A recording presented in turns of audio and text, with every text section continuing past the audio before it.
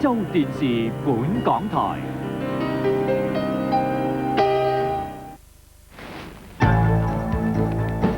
反對臨時立法會大聯盟8個成員強闖北京被原機遣返。張晉生指呢8個人嘅做法只係喺度胡鬧表演。魯平話推委會會喺今年10月組成，年底選出行政長官。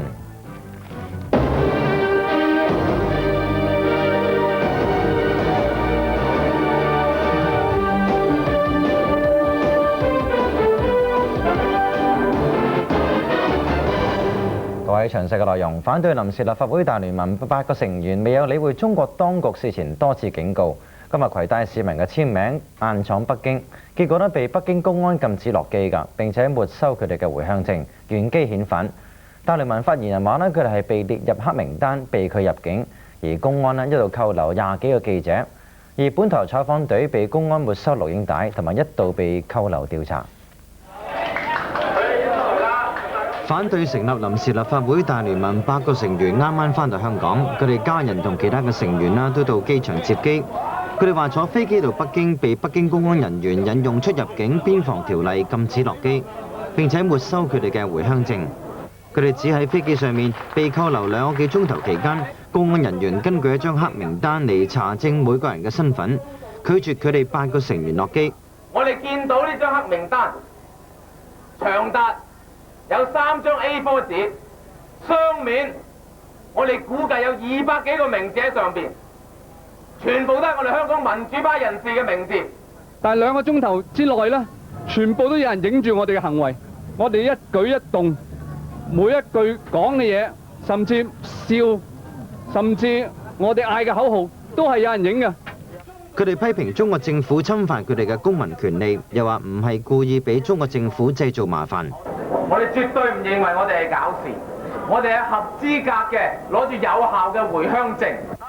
另外，大聯盟表示會開會研究點樣處理唔能夠俾到中國領導人嗰6萬個反對成立臨時立法會嘅市民簽名。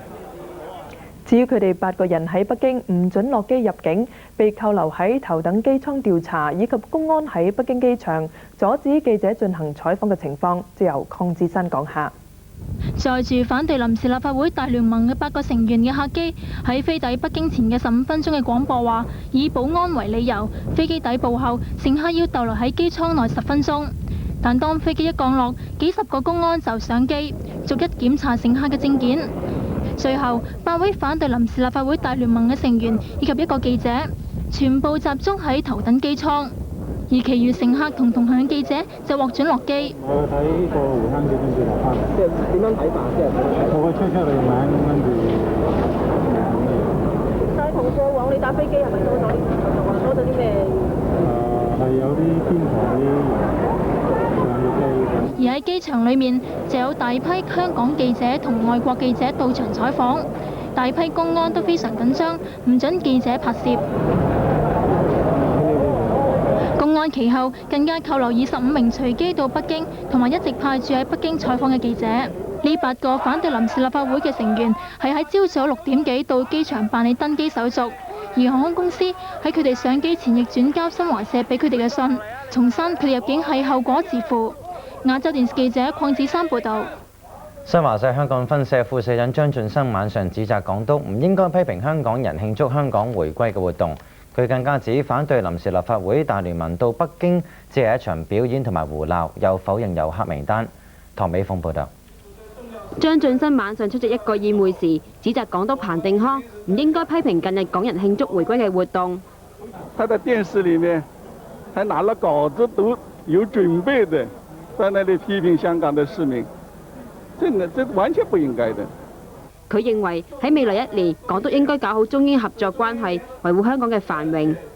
對於反對臨時立法會大聯盟一行人喺北京拒絕入境同埋扣查，張晉生否認當局有一張黑名單。在哪個國家都有他自己的規定，也有他要不同意的入境的人的名單的，這無所謂黑名單。而佢較早前更表示，大聯盟呢次嘅舉動只係一場表演。大聯盟嘅做法係胡鬧，而且佢哋亦唔可以將自己嘅做法套用喺內地。而港府晚上發表聲明，對中方唔俾持有大陸自己發出有效證件嘅人進入大陸感到驚訝。港府正密切注意事態發展。發言人重申，中方官員應該同香港唔同意見嘅人士展開對話。亞洲電視記者唐美鳳報導。今日係7月1號，距離香港明年回歸啱啱1年。北京舉辦咗一個有關香港嘅歷史圖片展，而今朝早大批市民喺天安門倒數鐘前倒數。由周清華喺北京報導。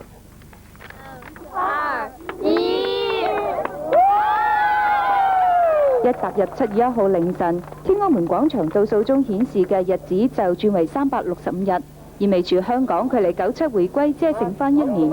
唔少中外記者都嚟到拍攝呢一刻嘅轉變，亦都有唔少人特登從外地趕嚟。我是27號，我就從家裡來了，專門幹這個倒計時來。總覺得是跟祖國有關係吧，覺得有點神聖的崇高那種感覺。7月1號嘅係香港嘅回歸日，亦都係中國共產黨嘅建黨日，咁所以7月1號呢一日係別具歷史同政治意義㗎。而《人民日報》就刊登咗國家主席江澤民一篇文章，強調社會主義先至係最適合中國民情嘅政治制度。而其他報刊亦都有大篇幅報導關於香港97回歸嘅活動同意義。而人大副委員長黃光英、國務院港澳辦主任魯平同新華社香港分社社長周南主持下，一個關於香港歷史同發展嘅大型圖片展亦都正式開幕。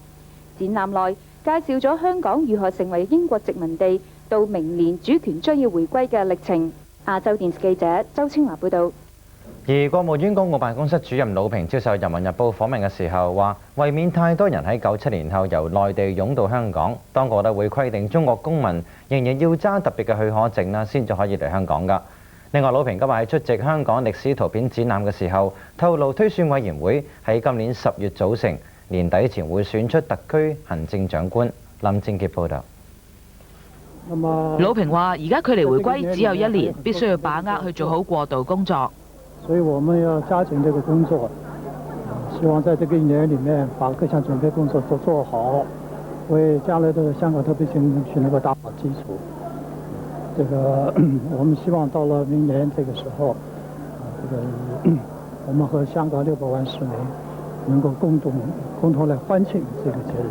另外，魯平接受中央電視台訪問，講到回歸後嘅香港同中央政府嘅關係時話：根據基本法規定，除咗解放軍駐港以及外交部會喺特區設辦事處之外，其他嘅日常事務會由特區自行管理。香港享有行政管理權、立法權、獨立嘅司法同終審權。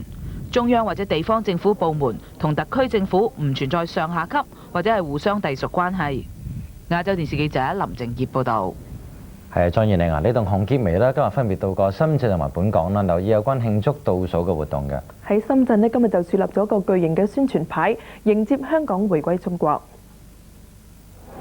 呢塊香港明天會更好巨型宣傳牌高11.5米，闊12米，中間有代表香港特區嘅洋紫荊，兩邊上角分別印有中國國旗同埋香港中區嘅景色。塊牌豎喺羅湖橋入境通道嘅西邊。而另一邊就有1年前樹立嘅倒數鐘，靚咗好多咯，新鮮啲啊，新啲啊！另外，除咗深圳郵電局發行呢啲紀念香港回歸前1年嘅首日封，電話公司今日亦發行呢一套電話卡。回歸祖國，在版圖上，中國領土已經完整了。